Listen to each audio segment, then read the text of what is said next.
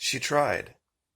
The day before yesterday, Ivanka Trump tried to warn the world what was coming yesterday.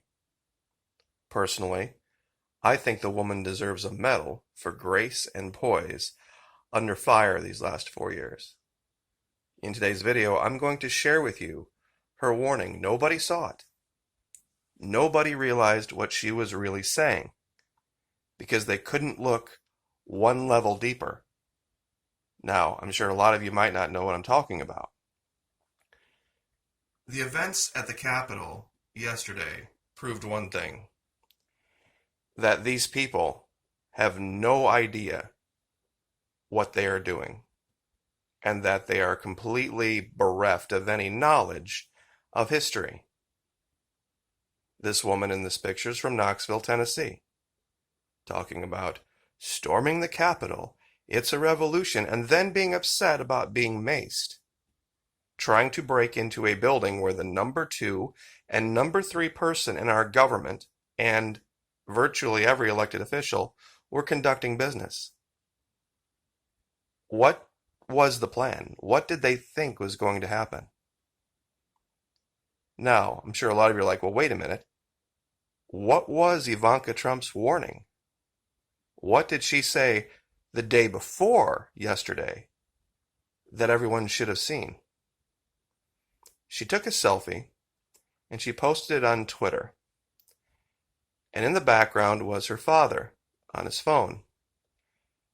But then she did something kind of out of character.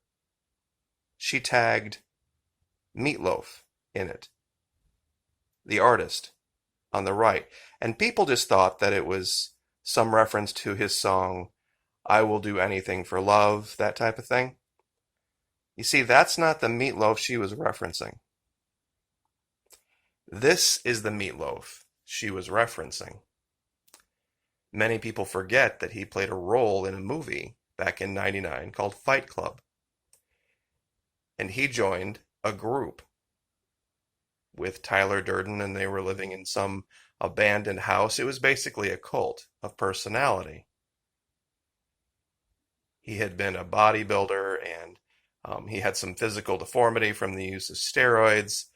It was a hodgepodge group of guys that went around destroying things in the name of anarchy. Sound familiar? And in one of their little raids, he, an innocent, mostly, got killed by the police. And Edward Norton, the main character, literally says, "What did you think was going to happen running around blowing things up?" And what do we see? What do we see having happened yesterday? You see, you're free to choose, but you are not free from the consequences of your choice. This is Ashley Babbitt on the right. I hope those who were for and participated in what happened yesterday are real proud of yourself. And I say that with every level of derision I can muster at this moment. Because now it's real. Now it's not some conspiracy theory online. Somebody doesn't have a daughter, a mother, a sister, an aunt. Because a group of people could not face reality as it was. They could only make believe reality as they wished it to be. And when they had to actually go out in real life, they were able to try to become legends in their own mind and in their own time. Julius Caesar said, "It is easier to find men who are willing to volunteer to die than to find those who are willing to endure pain with patience." See, the people that came to this country from England didn't storm Buckingham Palace and attempt to overthrow the king. And ironically, this is something a lot of people don't think about when they talk about the revolution. You see, they model themselves after these patriots. You see, they weren't against the idea of a king. They just didn't like the King of England because they took all sorts of help from the Spanish, all sorts of help from the French kings. They didn't stand on principle and say, we'd like to take all these guns and ammunition and soldiers and all this stuff to fight this war, but you guys have a king too. They had no problem shaking hands with that man. Does anybody ever think of that? You see, it was about money. The revolution was all about money because they tarred and feathered tax collectors. It wasn't about some ethereal philosophical idea of freedom or liberty or all men are created equal. It was about money. It was about money. And our governor has come out and completely condemned, full-throated condemnation of what happened, even though there were people flying and waving the Florida flag. Believe me, once those people are found here in Florida, they will be turned over to the proper authorities. That was not the actions of patriots. This goes all the way back. This goes all the way back to 2015. August 3rd. The current leader signed a pledge because he bowed the knee to the Republican Party and said he would support no matter who they chose. There were 10 or 12 people running at that time. Then when it got down to him and Ted Cruz, he went on CNN and reneged and said, no, I'm not. And then blackmailed the Republican Party into choosing him because he said, I'll take my voters and leave, and you will then have Hillary Clinton. So he basically played into fear and blackmailed his way into office. And this is the culmination of that activity.